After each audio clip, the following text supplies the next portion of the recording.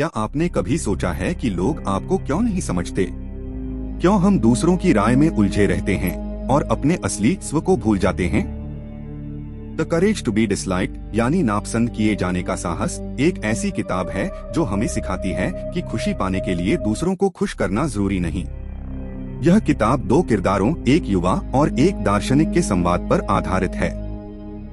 युवा अपनी जिंदगी से परेशान है और दार्शनिक उसे सिखाता है कि असली आजादी क्या होती है। अध्याय 1, अपनी कहानी खुद लिखो। दार्शनिक कहता है, लोग यह मानते हैं कि उनकी जिंदगी उनके अतीत से तय होती है, बचपन, गलतियां, दुख। लेकिन सच्चाई यह है कि आपका अतीत नहीं, आपका वर्तमान निर्णय आपकी कहानी लिखता है। हर इंसान अपनी कहानी खुद लिख सकता है। अगर आप कहते हैं मैं ऐसा हूं क्योंकि मेरे साथ ऐसा हुआ था, तो आप अपनी आजादी खो रहे हैं, क्योंकि आप अब भी वही नहीं हैं जो कल थे। अध्याय 2, खुश रहने की चाबी, दूसरों की राय से आजादी। हम अक्सर सोचते हैं लोग क्या कहेंगे, लेकिन यह सोच हमें कैद कर देती है। दार्शनिक कहता है, अगर आप सबको खुश करने की कोशिश करेंगे तो खुद से कभी खुश नहीं रह पाएंगे। लोगों की राय बदलना आपके बस में नहीं। आप सिर्फ अपना व्यवहार, सोच और चुनाव नियंत्रित कर सकते हैं। इसलिए असली साहस यह है कि आप अपना जीवन अपने सिद्धांतों पर जिए, चाहे कुछ लोग आपको नापसंद ही क्यों न करें। अध्याय 3, हर समस्या रिश्तों की समस्या है। दार्शनिक कहता है, हर परेशानी की जड़ इंसानों के रिश्ते हैं, चाहे वह ऑफिस का तनाव हो या परिवार की झगड़े। हमारे दुख का कारण यह है कि हम तुलना करते हैं। वह मुझसे आगे है, वह मुझसे सुंदर है, उसकी जिंदगी मुझसे बेहतर है। यह सोच हमें भीतर से खोखला करती है। लेकिन अगर आप दूसरों से तुलना करना बंद कर दें, तो आप खुद को शांति और संतोष की स्थिति में पाएंगे। अध्याय 4, खुद को स्वीकार करना। युवा पूछता है, अगर मैं खुद से खुश नहीं हूँ तो कैसे आगे बढ़ूं?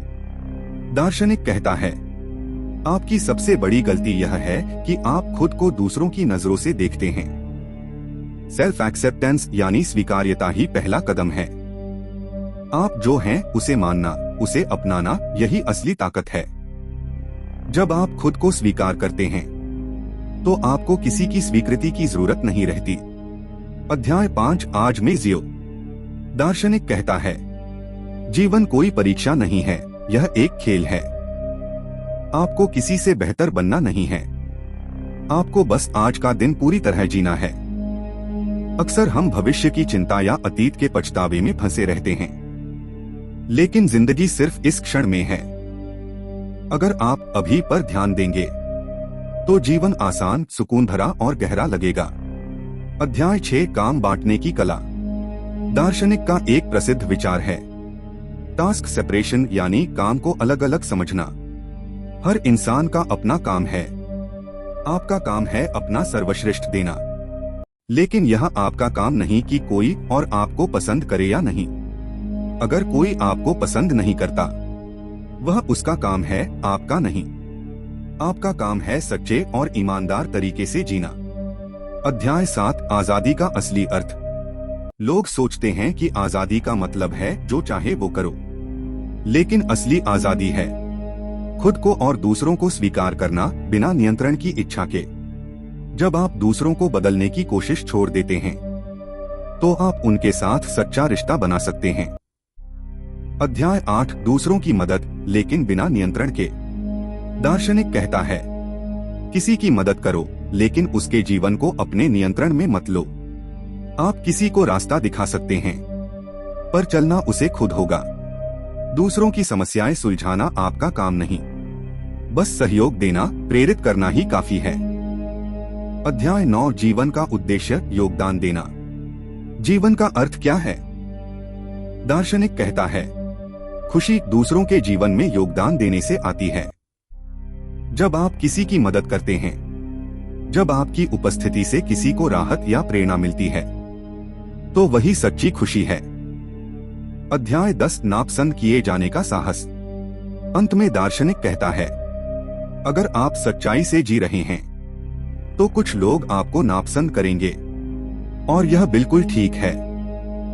नापसंद किए जाने का डर आपको अपने असली स्वरूप से रोकता है।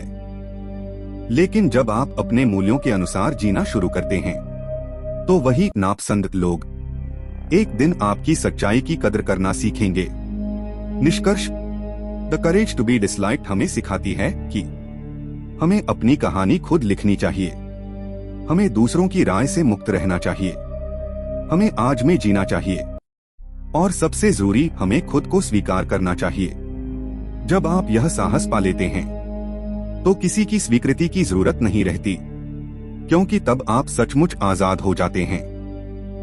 एंड मैसेज, अगर आपको यह ऑडियो बुक पसंद आई तो वीडियो को लाइक करें, कमेंट में बताएं कि आपको कौन सा विचार सबसे अच्छा लगा और चैनल सक्सेस ऑडियो बुक्स को सब्सक्राइब करें ताकि आप और भी प्रेरणादायक किताबें सुन सकें।